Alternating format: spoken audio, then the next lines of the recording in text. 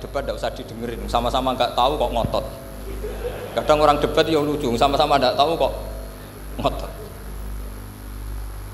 Anggap saja 12. Nabi datang ke Syam. Syam itu ya sekitar Syria, Lebanon, Palestina itu Syam. Itu pertama yang tahu kalau beliau Nabi itu ya rohib. Rohib itu terjemahnya ya pendeta. Rohib, Bukhaira nemuin Abu Thalib, itu siapa? Ini anak saya. Terus ditanya lagi, ini siapa? Ini anak saya. Sampai 3 kali. Terus sampai Abu Thalib itu agak tersinggung. Memangnya masalahnya apa kalau dia anak saya? Terus Ibu Bukhaira bilang gini, semua alamat Nabi pada anak ini itu ada semua, kecuali kecelakaannya satu, anak kamu. Loh, memangnya masalahnya apa? Karena alamatnya Nabi di Taurat dan Injil itu yatim, sementara ini punya bapak kamu, ini masalah. Jadi dilihat macanya sudah memenuhi kriteria, semua memenuhi kriteria kecuali satu, karena punya bapak Abu. Akhirnya Abu Thalib ngaku, enggak, ini enggak anak saya, ponakan saya. Akhirnya diketahui kalau ini benar-benar calon Nabi. Pertama yang tahu siapa? Pendeta. Karena yang punya khazanah kitab samawi itu ya para orang Nasrani dan Yahudi. Sehingga Al-Quran meskipun pada akhirnya ngeritik Yahudi Nasrani itu, tapi nggak bisa nggak bicarakan Yahudi dan Nasrani. Karena satu-satunya yang masih punya kitab samawi itu Yahudi dan Nasrani, meskipun sebagiannya sudah dirubah-rubah. Alamat pertama itu seperti yang diceritakan di Berjanji, afi ainaihi humratun, matanya dilihat. Terus perlakuan pohon, saya pernah di pohon itu, pohon nubuah, itu umurnya ribuan tahun. Itu kalau Nabi duduk misalnya di arah barat, matahari dari barat, normalnya kan kena kesetrong matahari, itu yang rubah itu dahannya. Jadi Nabi itu orangnya lugu, duduk aja nggak mau mikir. Memang syaratnya Nabi itu nggak boleh mikir, harus ummi itu lugu. Nggak boleh Nabi mikir besok makan apa, terus jabat apa, itu nggak boleh. Itu udah Nabi, itu maklar itu. Nabi itu nggak boleh mikir. Makanya Quran nyifati Nabi itu makun tata drimal kitab walal iman. Kami itu tidak tahu kitab itu apa, iman itu apa. Jika Nabi itu nggak bisa jumpa pers, nggak bisa. Nabi kok memaklumatkan wah saya tadi malu, nggak bisa. Nabi itu justru bagus keliru pertama jadi Nabi.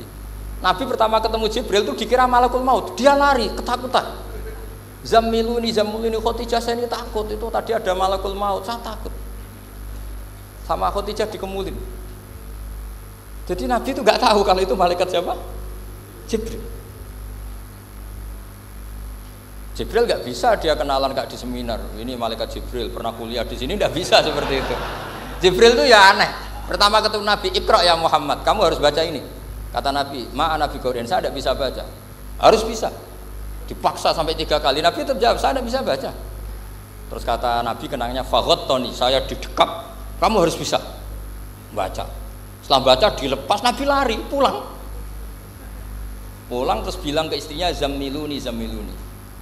Ini secara nahwu agak aneh, karena mukhatabahnya perempuan satu, harusnya zammilini. Kalau untuk perempuan harusnya idribi ya, unsuri gitu. Tapi karena Khadijah dihitung ahl itu keluarga, maka Nabi pakai khitab mudzakkar jamak zammiluni. Jadi Nabi nggak tahu kalau pertama jadi Nabi, karena syaratnya Nabi harus ummi. Justru karena ummi itu orisinil, semua yang dikatakan Nabi pasti dari wahyu. Nah, sing hati Nabi sampeyan mikir, saya besok ngomong apa ya supaya orang tertarik. Makanya kamu nggak akan jadi Nabi. Selain sudah ditutup juga bahaya ini, karena tadi. Makanya saya ngaji itu ya sekenanya saya tidak pernah ngaji itu mikir. Karena ngaji itu menarik ndak itu terserah nasib. Kalau nasib sedang baik, kamu tidak paham gini, wah Gus Baik ilmunya tinggi sampai kita tidak paham itu kalau nasib sedang baik. Kalau nasib tidak baik, ngomong sudah enak apa, sebulet toh. Jadi sebetulnya ini masalah qalb. Allah yang muqallibal qulub. Kayak kamu kelihatan serius itu kalau nasib sedang baik dianggap pemikir. Kalau nasib sedang nggak baik, wong kok merenggut terus, mesti begitu. Kalau kamu nasib baik, sering guyon, mesti orang komentarnya alhamdulillah itu ceria, gampang syukur. Kalau nasib nggak baik, kiai kok guya-guyu, jelas kan gitu. Sehingga Nabi itu memang nggak boleh mikir. Sehingga diistilahkan ma kunta tadri mal kitab walal iman. Kamu itu tidak tahu Muhammad, kitab itu apa, iman. Justru itu bagus. Nggak tahu itu bagus kalau untuk Nabi. Kalau untuk apa? Sehingga orisinil datang ke Khadijah, zammiluni. Jawabannya Khadijah lucu. kamu betul ketemu orang seperti ini makhluk seperti ini nih. Iya kata Nabi. Itu Khadijah itu kacaunya bukan main. Khadijah itu kacau. Khadijah itu Khadijatul Kubra, termasuk manaqib yang dicintai Mbah Mun. Ini mbah-mbahnya Habib, ini Muhammad bin Anis. Khadijah bilang gini, ya gini saja mas, suatu saat kalau teman kamu itu datang bilang ke saya, ya kata Nabi, nggak ngerti kalau ini dites. Suatu saat Jibril ini datang lagi. Nabi juga, ini loh temanku, kalau bilang Jibril itu ini temanku datang lagi. Khadijah fahasarat an fakhidiha, masyhur itu di riwayat. Apa pahanya agak dibuka. Mas, temanmu masih, weh lari katanya. Terus setelah lari ditutup lagi. Temanmu datang lagi, iya datang lagi. Absyir ya Muhammad, kamu harus senang. Itu benar-benar kamu itu nabi. Jadi Khadijah punya sekian definisi. Kalau nabi betul itu melihat apa malaikat betul itu melihat aurat itu pasti lari. Jadi dibuka. Ternyata Jibril lari. Khadijah ini tidak tahu, yang tahu nabi. Nabi ya nggak tahu kalau dites. Kalau Nabi tahu, oh kok ngene nak dites ya. Jadi ini mungkin, jadi Nabi itu nggak tahu kalau dites. Mas kalau temanmu datang bilang saya. Setelah pas Nabi sama Khadijah, Jibril datang. Masyhur itu fahasarat an fakhidiyah. Dibuka, temanmu masih mas, lari. Gitu. Ditutup lagi. Sekarang gimana mas? Datang lagi. Kamu harus seneng, kamu Nabi betul. Karena kalau itu setan, wah mesti seneng nonton aurat kan itu. Itu Nabi tidak tahu kalau dites. Kalau sampean kan tahu kalau mau dites istri. Sampean mulai kato tong wedok liya teko mesti bojo mbak servis untuk menutupi semua keburukan itu. Itu Nabi. Uniknya terus Khadijah, Nabi jadi Nabi sama Khadijah itu tahu dulu Khadijah. Nabi nggak tahu kalau mau jadi Nabi, tapi Khadijah tahu. Sehingga ketika umur 25 tahun Nabi sebagai pedagang, Khadijah itu ngirim mata-mata namanya Maisarah. Maisarah itu nama lelaki. Saya tambahin lagi, Maisarah nama lelaki. Nanti kalau kamu artikan nama perempuan, oh berarti Nabi kemana-mana punya perempuan. Enggak, Maisarah itu nama lelaki. Maisarah dikirim Khadijah. Terus gimana Muhammad di perjalanan? Tudhilluhul ghamamah tuti'uhus sahaib, kemana-mana dipayungi oleh mega, oleh awan. Sekian informasi ke Rasul ke Khadijah itu dimasukkan semua ke Khadijah. Tapi betapa kecewanya Khadijah ketika Nabi nikah umur 25 tahun, Khadijah umur 40 tahun. Itu kok gak jadi Nabi. Itu mulai kecewa, sido jadi Nabi tau ora. Makanya ketika tahun ke-40, berarti Nabi umur 40, cerita ketemu tadi Jibril, sebenarnya Nabi nggak tahu itu Jibril, nggak bilang Jibril. Itu Khadijah senengnya bukan main. Karena apa yang dibayangkan dia terjadi. Fa wallahi la yuzika wa abadan innaka la tasilur rahim wa tahmilul kalla wa taksibul maqdud wa taqridu fa wa tu'inu ala nawaibil haq. Ini kalau istilah bahasa Pak Said Akil, syarat jadi rais Suriah harus hafal katanya gitu. Sonono, syaratnya jadi ulama. Saya ini jadi ulama sebelum di NU. Makanya kata Mbah Mun dulu guyon kiai ono loro, ono kiai sing ning NU, berarti kiai sik lagi ning NU. Ono sing kiai NU nak gak pengurus NU ora dadi kiai gitu kan. Itu guyonannya Mbah Mun. Akhirnya Khadijah itu sempurnanya bukan main karena pernah ragu 15 tahun. Kan dari umur 25 sudah yakin kalau ini nabi, kemudian nggak tahu bukti berikutnya, makanya terus ini jadi nabi enggak. Setelah umur 40 benar-benar nabi, paginya diajak ke Waraqah bin Naufal, masih pernah paman sama Khadijah. Ya Ami, ini ibnu akhika mau cerita. Terus Waraqah ini Nasrani. Di kitab Bukhari disebut wakana imro'an tanassara fil jahiliyah wa yaktubu Injil bil Ibraniyah masyaallah ayaktub. Jadi Waraqah itu penginjil, pendeta. Tapi nanti loh, kamu jangan salah paham terus kayak pendeta sekarang. Ada periode di mana Injil masih asli dan ada periode ini yang sudah muharraf. Itu kan ya itulah khasnya ulama sudah. Akhirnya Waraqah tanya, kamu ngomong saja ya ibn akhi, manggilnya seperti itu. Akhirnya Nabi cerita ketemu Jibril, sebenarnya beliau nggak tahu itu Jibril cerita. Terus kata Waraqah, hadan namus alladzi jaa bi Musa, masih pakai bahasa namus, hadan namus alladzi jaa bi Musa. Itu namus semacam malaikat yang mendatangi Musa. Terus uniknya Waraqah bilang gini, wa iyudrikni yaumuka ansuruka nasron mu'azzaron. Andai kan saya menemukan hari ketika kamu jadi nabi, akan saya bela mati-matian. Kapan itu paman? Khina yukhrijuka kaumu, ketika kamu diusir oleh kaum kamu. Nabi sebagai orang baik, makanya GR jadi orang baik itu ya boleh. Nabi sebagai orang baik itu tanya, awamu khrijiyahum. Kalau kiai-kiai maknani awamu khrijiyah ana ta iku wong sing ngetokno ingsun hum utai kaumi. Masa saya nanti diusir kaum saya? Saya ini termasuk keluarga terhormat, perilaku saya baik. Masa saya nanti diusir? Terus kata Warokoh, tidak ada seorang pun yang jadi nabi kecuali nanti ngalami diusir. Jadi yang tahu mau diusir itu ya Warokoh. Nabi malah tanya, masa saya nanti diusir? Karena tadi syaratnya Nabi harus ummi. Ummi itu keibu-ibuan. Jadi nggak tahu. Tapi nggak tahu di Nabi itu sifatu madkhin, sifat pujian, bukan sifatu naqsin, sifat apa? Kekurangan. Akhirnya Nabi mulai sadar, wah ini jadi Nabi tenan kan gitu. Jadi makanya kitab Fathul Bari, sarahnya Bukhari, termasuk komentarnya Said Muhammad di beberapa kitab beliau, di Mafahim, di beberapa kitab. Kamu jangan terlalu fikih. Kalau terlalu fikih kan nggak boleh mempercayai omongan orang kafir, orang ahli kitab. Karena awailun nubuwah itu yang komentar semua ahli kitab. Awailun nubuwah itu yang tahu bahwa Nabi Muhammad calon nabi itu semuanya data dari ahli apa? Ahli kitab. Sudah akhirnya Nabi ketemu Jibril lagi yang menurunkan ayat ya ayyuhal muddatsir kum fa'anzir wa rabbaka fakabbir wa thiyabaka fatahhir wa rujza fahjur wa la tamnun tastakbir wa li rabbika fasbir. Nabi mulai yakin ketemu Jibril. Setelah sering ketemu Jibril, Nabi ya dengan tanda kutip nggak tahu aturan mainnya lagi. Setiap ada pertanyaan bilang gini, sudah tak jawab besok. Mentang-mentang besok Jibril datang. Ternyata Jibril tidak datang. Sampai 40 hari. Akhirnya dibully sama umatnya. Mat jari iso jawab ternyata tidak bisa. Piye Jibril ora teko. Akhirnya diwarai meneh. Ngene lho carane dadi nabi, wala taqulanna li syai'in inni fa'ilun dzalika ghadan illa ayasa. Jadi Nabi, sudah kamu besok datang ke saya tak jawab, karena Nabi mentang-mentang besok mau konsultasi sama apa? Jibril. Ternyata Jibril tidak datang karena Nabi lupa tidak mengatakan insya Allah.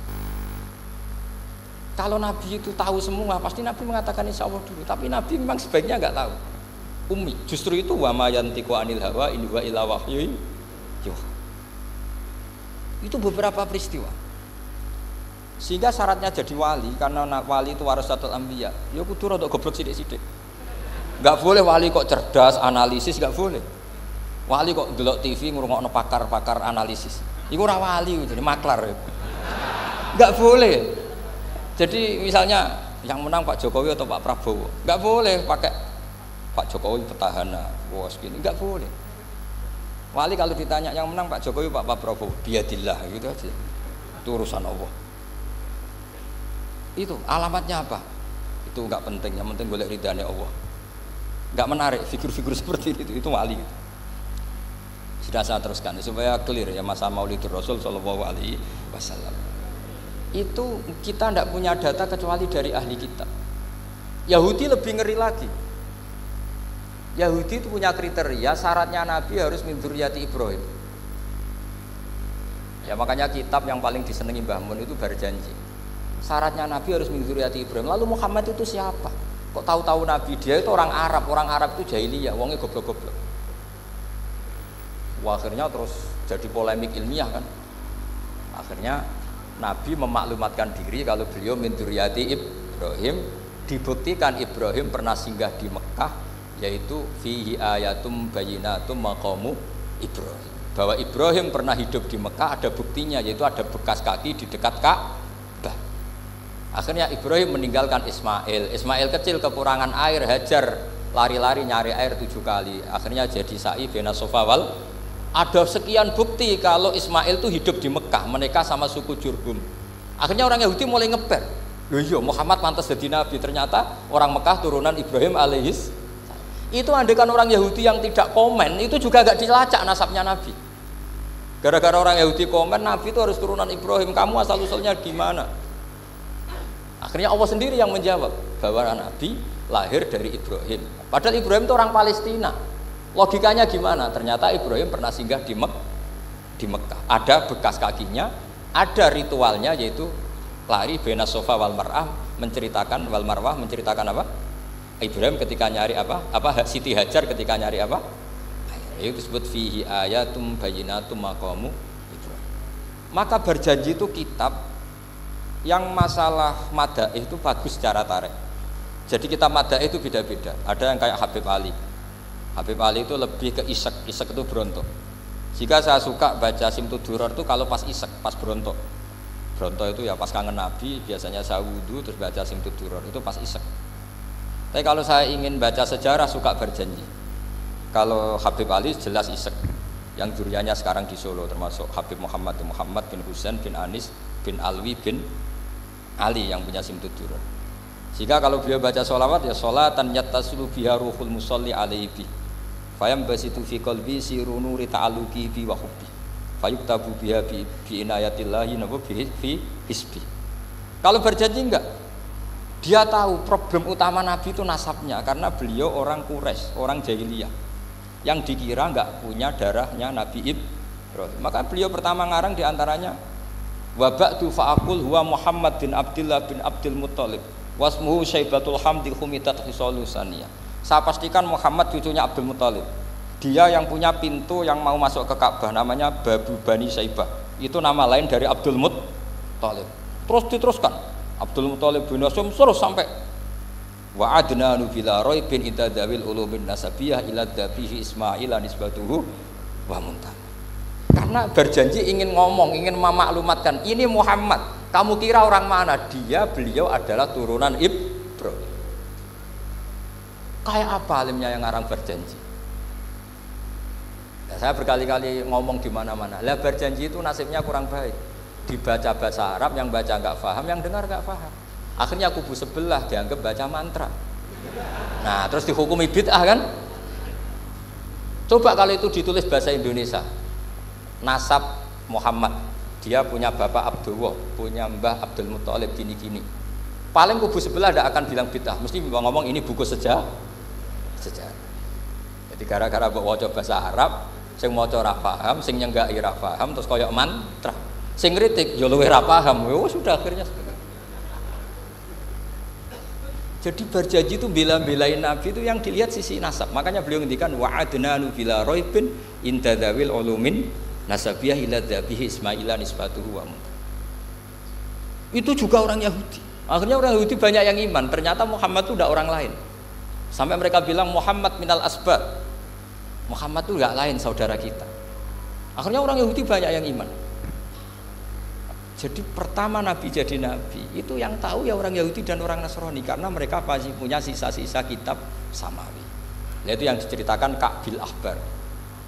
Ya al-haditsus tsani an Yasar bin Atha an Ka'bil Ahbar. Qala allamani abi Tawrata ila sifran wahidan kana yaqtimuhu wa yudkhiluhus sunduk falamma mata abi fatahtuhu fa idzan fi nabiyyun yakhruju akhiras zaman maulidu bi Makkah wa hijratu bil Madinah wa sultanuhu bisyam. Jadi ini saya urun nerangkan maulid, tapi jangan diundang lagi. Ya, pokoknya saya ini kaidahnya jelas. Kalau tidak pernah sepuh undang saya haram. Aturan fikihnya kan gitu. Kalah alim ngatur yang alim haram. Kalah tua ngatur sing tua haram. Tapi nak wong tua ngatur sing nom ono kemungkinan halal. Mereka ono kemungkinan sing nom ra nurut wong tua itu dosa. Makanya kalau saya dipanggil yang pernah sepuh, waduh cocok ra cocok ya samina wa ta'na. Karena Mbah Jamal ini abahnya Gus Rozin, biasanya Basal. Terus saya pokoknya tak ingat saya pengajian umum itu baru ke-7 ke 8. Semoga ya nanti sampai mati ya jumlahnya masih bisa terhitung. Tapi kalau ngaji rutin saya terus ngaji rutin. Saya pernah baca hikam di Jogja khatam. Kalau di pondok saya sudah nggak terhitung saya khatam berapa kitab nggak terhitung karena saya sering ngaji rutin. Sehingga Diba itu kitab kesayangan Habib Ali. Habib Ali sebelum ngarang Simtud Duror itu beliau nginduk kitab apa? Diba, masyhur. Jadi saya ulang lagi ya, kalau Diba sama berjanji lebih ke tarikh, kalau Habib Ali ke isyak, semuanya baik. Saya baca semua. Saya niru Habib Ahmad Al-Habsyi Pasuruan pernah tak tanya, kenapa kalau maulid baca 3-3-nya? Ben gak asobiah Gus, ben keduman kabeh. Saya itu setengah hafal semua, 3-3-nya setengah hafal semua. Berjanji cerita Al-Haditsus Diba yang ini Diba. Al-Haditsus tsani an Yasar bin Atha an Ka'bil Ahbar. Kata Ka'bil Ahbar, saya ngaji sama bapak itu Taurat itu khatam. Tapi saya itu iskal itu janggal. Kenapa ada satu lempiran yang nggak diajarkan? Disimpan fisunduk. Jadi orang Yahudi itu ada baiknya. Mestinya kalau mangkal kan dibakar supaya hilang jejak. Enggak. Karena Yahudi itu ada unsur nubuah. Karena babanya Yahuda bin Yakub bin Ishak bin Ibrahim. Tapi Yahudi yang orisinil ya. Saya berkali-kali ngaji bilang Israel itu kalimatu madhin, pujian. Sehingga Israel disebut wa anni faddaltukum alal alam, itu Israel yang bani karena ada gennya Nabi. Kalau Israel yang sekarang itu nation, sebuah negara. Mereka ada yang Zionis, ada yang turunan Eropa, Amerika, terus Islamfobia. Itu beda Israel yang negara dengan Israel yang bani. Kalau yang bani itu ada unsur gen para apa? Nabi, sehingga ya bani Israel. Tapi kalau Israel sekarang nama sebuah negara, sehingga ketika Allah bilang ya Bani Israel itu khitabnya pada penduduk Medina. Kenapa? Karena penduduk Medina zaman itu banyak yang keturunan Nabi Ibrahim alaihis salam. Jadi Israel di Quran itu bukan nama sebuah negara, nama sebuah turunan, sehingga disebut ya Bani Israel, he anak turune Israel. Kita tahu Israel nama lain daripada Nabi Yakub bin Ishak bin Ibrahim. Ya karena memang saya nekuni ilmu. Kalau tadi yang Banjari kan nekuni suara. Jadi suaranya bagus. Itu kalau nggak ditopang al-jamalul akli, logikanya juga bagus. Itu bahaya, nanti orang mau nyanyi tok. Nah ini tak bantu. Tadi ada al-jamalul sauti, kebaikan secara suara. Ini tak bantu al-jamalul akli, kebaikan secara mana? Ya mestinya keren al-jamalul akli, karena al-jamalul sauti itu penyanyi dangdut bisa. Semua penyanyi bisa kalau suara bagus ya. Tapi kalau maknani tiba itu kalau tidak orang alim tidak bisa. Wis tuku terjemahannya tetap ra paham, ra bakat gitu. Saya teruskan. Falam mama tabi, orang Yahudi itu unik. Wong dia benci kok naskah itu tetap disimpan. Terus kata Kabul Akbar, falam mama tabi fatahtuhu, ketika bapak saya meninggal, kotak ini tak buka. Faidan fihi nabiyyun yakhruju akhir zaman. Di situ ada keterangan bahkan akan ada nabi yang keluar akhirat, mauliduhu bi Makkah wa hijratuhu bil Madinah wa sultanuhu bis Syam. Kerajaannya itu di Syam. Bareng Kabul Akbar ini sebetulnya menangi Rasulullah SAW, tapi dia nggak mau iman karena nabi itu nggak lengkap menurut dia. Ini Muhammad sudah benar lahirnya di Mekah, wafatnya di Madinah, tapi masih kurang satu, wa sultanuhu bis Syam. Zaman itu Syria, Libanon, Palestina masih di bawah pasukan salib, pasukan Nazaret. Sehingga dia mikir, katanya kerajaan Islam ada di Syam, ini kok Muhammad nggak jadi raja di Syam. Sehingga dia menunda imannya, yuakhiru islamahu. Bareng era Sayyidina Umar, beliau bisa menaklukkan Baitul Maqdis. Terus dia iman. Makanya imannya Kabul Akbar itu era Sayyidina Umar, karena sudah masuk definisi ketiga wa sultanuhu bisyam, kerajaannya Nabi ada di Syam. Iman. Sekali iman langsung pinter deh. Wong sedurunge baca kitab Samawi banyak. Sehingga Sayyidina Umar kalau mau tanya kitab Samawi ya tanya Kabul Akbar.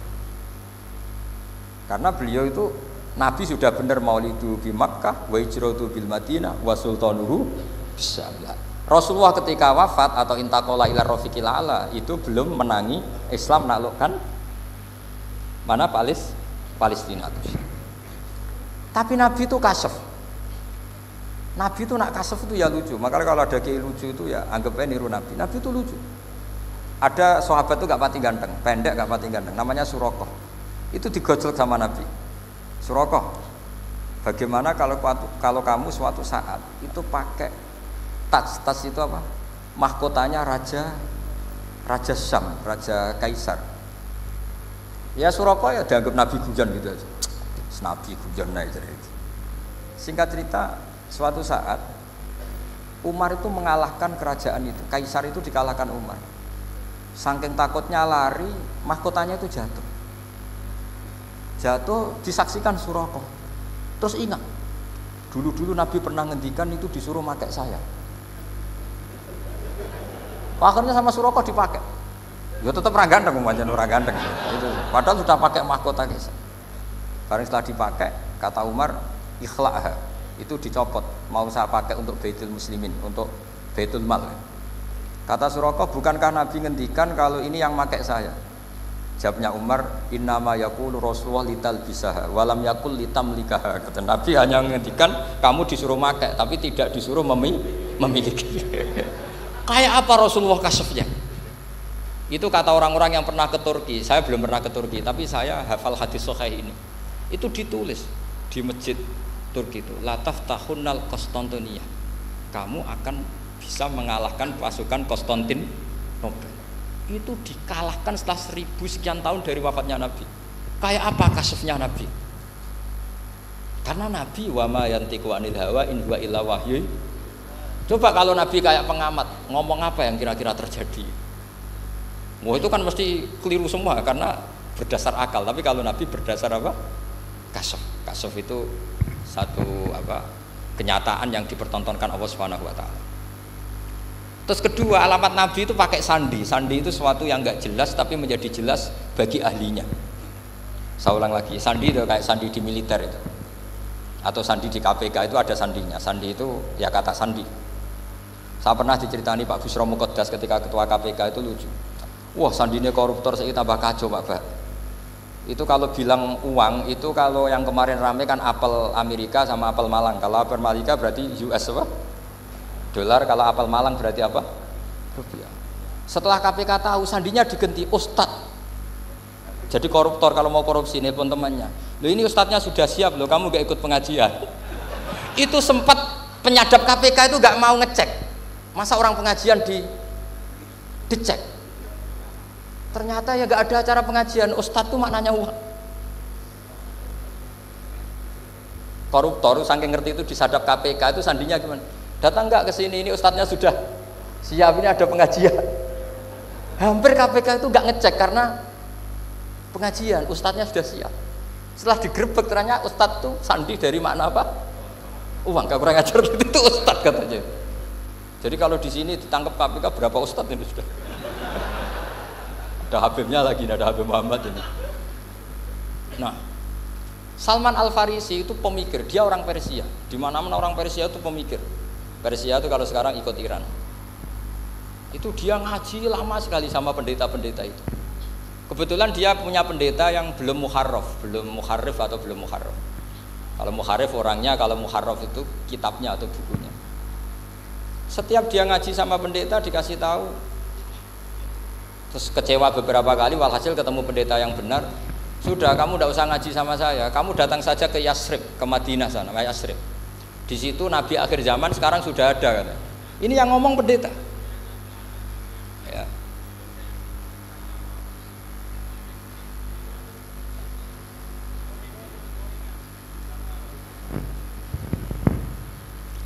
Ya terus sandinya itu 3. Itu aneh semua sandi. Sandinya pertama layak balus sodaqah. Lalu saya tahu kalau itu Nabi gimana. Pas itu posisi di Babylon. Babylon itu sekarang ikut Irak. Babylon itu ikut Irak. Dia orang Persia, kira-kira sekarang Iran. Terus dia kerja di Babylon, kalau sekarang ikut Irak. Makanya ada yang cerita Nabi Ibrahim itu orang Babylon, berarti orang mana? Irak. Kemudian pindah ke Syam, kemudian sempat hidup di mana? Makkah. Akhirnya datang.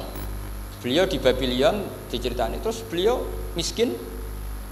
Terus ada kafilah dari Yasrib, dia bilang saya siap jadi budak Anda asal saya dibawa ke Yasrib. Akhirnya Salman jadi budak. Jadi budak, dia di Yasrib jadi budak. Demi penelitian tuh dia jadi budak. Padahal dia orang pinter sekali, namanya Salman Al Farisi. Setelah jadi budak, dia di Yasrib. Suatu saat dia kerja dapat ujroh itu upah. Datang ke Rasulullah. Ya Muhammad, manggilnya masih jangkar. Ya Muhammad, saya punya banyak uang. Kamu kan punya sahabat banyak, punya santri banyak. Ini tak sedekahkan ke kamu. Apa kata Nabi? Sahabat dipanggil semua. Halumu ilayya, kesini ini makan, ini ada sedekah. Terus kata Salman kenangannya walam ya'khud min hasya'an. Bahkan sebagian riwayat mengatakan falam yamussa. Nabi nyentuh saja gak mau. Karena diistilahkan sedekah. Terus kata Salman hadhihi wahidah, ini satu alamat. Itu sandi. Gak ada yang tahu kecuali ahli kitab. Setelah seminggu, 2 minggu dapat uang lagi. Ya Muhammad, hadhihi hadiyatun laka, ini hadiah untuk kamu. Nabi langsung ikut dahar. Hadihi sintan. Ini dua. Kalau logika kita pakai pengamat, bedanya apa? Sodakoh ya dapat, hadiah ya dapat. Kan nggak ada bedanya sama sekali. Ternyata itu sandi. Sandi wayak balus hadiah tapi walayak balus sodakoh. Nabi itu nerima hadiah tapi nggak nerima sodakoh. Bagi orang kebanyakan kan bedanya apa? Sama-sama dapat. Kiai pakai duit 1 juta, mbok arani sodakoh ya ditompo. Mbok kayak 50.000 diarani hadiah ya ditompo. Sementing kan duit. Tapi kalau Nabi tidak bisa seperti itu. Kalau dikatakan sodakoh nggak mau nerima, kalau hadiah, akhirnya, wah ini sudah ada 2 alamat. Jadi alamat tuh ya kadang aneh, masa sodakoh sama hadiah dibedakan. Terus ketiga, wafi katifihil aisar khotamun nubuwah, mislu baidotin nu'amah. Di katifil aisar, apa kalau orang sini bilang apa? Pundak yang kiri itu ada khotamun nubuwah, ada alamat bahwa beliau adalah nabi akhir zaman, yaitu mislu baidotin nu'amah, kayak semacam telur manuk darah. Wah itu pusing, waduh caranya ngelihat gimana? Dia berkali-kali datang ke situ, nabi itu orangnya priayi, jadi sering pakai baju. Kalau nabi ini jenengan sering blodor gampang, ini kan nabi kan sering priayi. Tapi nabi itu memang unik. Ketika Salman ke situ, pas beliau mau wudu, biasanya nggak pernah pakai buka baju.